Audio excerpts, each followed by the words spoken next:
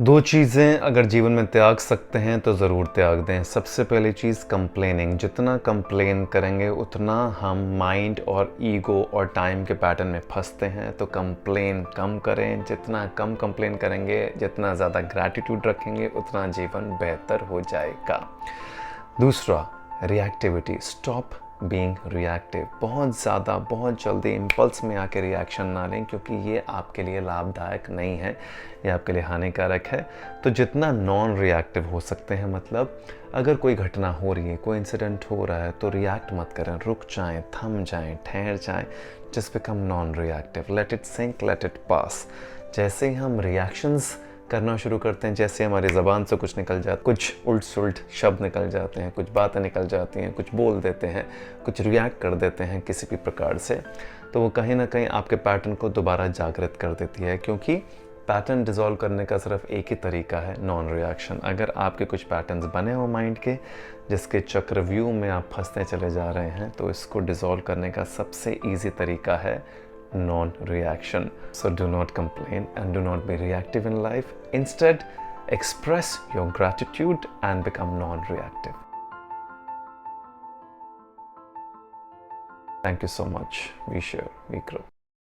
अभी कुछ दिनों पहले इंडिया पाकिस्तान का T20 वर्ल्ड कप का फर्स्ट लीग मैच था। आप सभी ने जाहिर सी बात है मैच देखा होगा, पूरे देश ने देखा होगा मुझे लगता है, और बहुत ही कमाल की परफॉर्मेंस विराट कोहली साहब की थी। Like a true champion, true legend.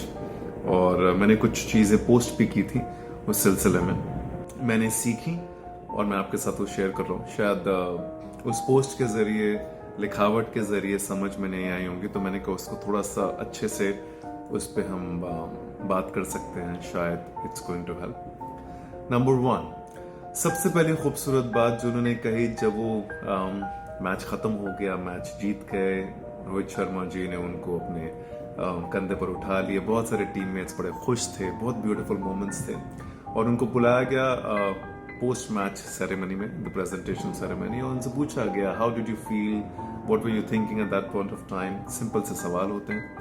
And he said I don't know what happened, I don't know how this happened. Actually समझ नहीं आ रहा है कि मैं इसको एक्सप्लेन कैसे करूं। I am at loss of words.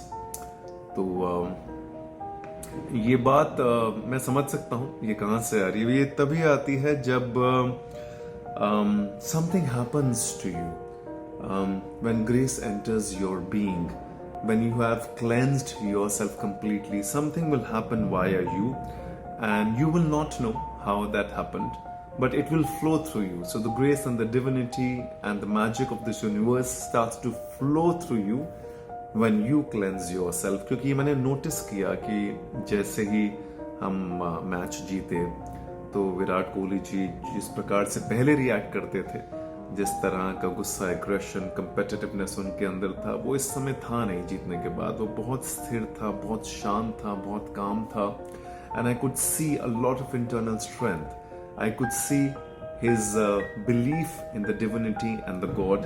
He was constantly doing this. I remember that beautiful moment, and he was remembering God, I believe, at that point of time, and he wanted to thank the universe and the God. क्योंकि जब आप बहुत सारी मुश्किलों से गुजरते हो, बहुत सारी स्ट्रगल से गुजरते हो, लेकिन उसके बाद जब आप वापस आते हो और चीज़ें ठीक होनी शुरू होती हैं आपके जीवन में, तो आपका ईश्वर पर से विश्वास और भी ज़्यादा बढ़ जाता है। क्योंकि उन मुश्किल परिस्थितियों में वो ईश्वर या डिविनिटी या ग्रेस ही है जो आपका साथ देती है। और ये उनकी बातों में झलक में आया। उन्होंने वो क्रेडिट खुद नहीं लिया। उन्होंने कहा नहीं that I have done this and I worked really hard for this. He never used the word I too much, which is also a representation of ego. Instead of I, he always kept saying that I'm at loss of words. I don't know how this happened, but it happened, and he said it was meant and destined to be. तो जब इस प्रकार के शब्द को use करता है, तो समझ में आता है कि कहीं ना कहीं उन्होंने अपने ईगो, अपने आई को डिसॉल्व करना शुरू कर दिया, या वो डिसॉल्व हो गया है। And somewhere down the lane he has come into this beautiful state of being which is called surrender, जिसे हम समर्पण कहते हैं। और जब आप उस स्टेट के अंदर आ जाते हो, तो आई अपने आप डिसॉल्व होता है, और उस स्टेट के अंदर the grace and the divinity starts to enter your being, and that's where everything starts to flow magically, and the magic that we all witnessed the other day. So I hope जो मैं समझाना चाह रहा हूँ, जो लोग सुन रहे हैं, देख रहे हैं इस वीडियो को, शायद इस बात को समझ पाएं कि मैं समर्पण, सरेंडर की कितनी खास बात यहाँ पे कहना चाह रहा हूँ. और ये इसका मैजिक तो आपने देख लिया. The moment you are in the state of surrender and flow, something happens via you which is magical, which cannot be described in words, which can only be experienced. What I want to say through this video is this only, कि just cleanse yourself, dissolve your ego, dissolve your I, come into the state of surrender, and life will flow through you. The magic of the universe will flow through you. Just something very magical will happen. Thank you so much.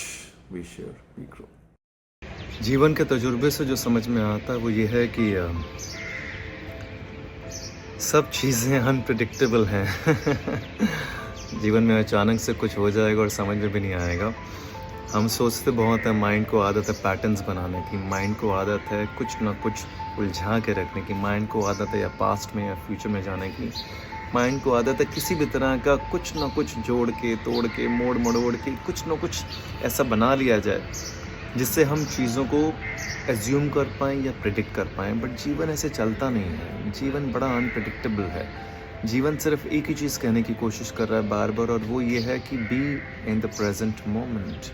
This is all we have. इसके अलावा कुछ भी नहीं है हमारे पास. हमारे पास ये लम्हा है. क्या हम पूर्णतः उसे जी पा रहे हैं? क्या हम तल्लीन होके, डूब के उसके अंदर उस मोमेंट को जी पा रहे हैं कि नहीं जी पा रहे हैं? मतलब अगर आप खाना खा रहे हैं तो क्या डूब के, तल्लीन होके उसके टेस्ट को, उसकी फ्रेगरेंस को महसूस करके खा पा रहे हैं, या फिर खा रहे हैं, ध्यान कहीं और है, भटक रहे हैं? तो ऐसी चीज़ों में फिर जीवन हमेशा आपको उलझाता चला जाएगा. तो अगर जीवन को बहुत गहराई से समझना है, इनफैक्ट जब मुझसे कोई पूछता है कि व्हाट इज़ स्पिरिचुअलिटी, तो मुझे लगता है spirituality is nothing but just living in the present moment. और यही अपने आप में बड़ी मुश्किल भी है चीज़ और आसान भी है. मुश्किल इसलिए है क्योंकि दिमाग ड्वेंडल करता रहता है पास्ट और फ्यूचर के बीच में, तो उसको वापस लेकर आना पड़ता है. आसान इसलिए है कि the moment you make it a habit, the moment you are conscious about it, the moment you keep putting your mind at one track and keep saying it to the mind that listen, ये समय सिर्फ खाना खाने का है, ये समय सिर्फ वीडियो बनाने का है, ये समय सिर्फ सुनने का है, ये समय सिर्फ सोचने का है, ये समय प्लानिंग का है, ये समय टीवी देखने का है. एक टाइम पे एक काम करें विच विल हेल्प यू. आपके फोकस को बढ़ाएगा, आपके इंटरनल एक्सटर्नल दोनों फोकस को बढ़ाएगा, आपको हेल्प करेगा जीवन में. और जिस लम्हे आपको समझ में आ गया, या जिस लम्हे आपकी ये हैबिट बन गई to come back to the present moment again and again and again and again and again and start living your life in that present moment, trust me when I say this, all your panic attacks, all your anxieties, all your depression, all your overthinking will drop like this. But इसके लिए embracing और acceptance चाहिए होती है इस बात की कि life is nothing but in this very moment, and it is going to be unstable, it is going to be unpredictable, it is going to be something जिसको आप सोच भी नहीं सकते. ये हमेशा ही रहेगा और ये ऐसा ही रहेगा. तो बेकार के पैटर्न्स बनाना बंद करें, बेकार की assumptions बनाना बंद करें, बेकार की सोच में ना अटकें.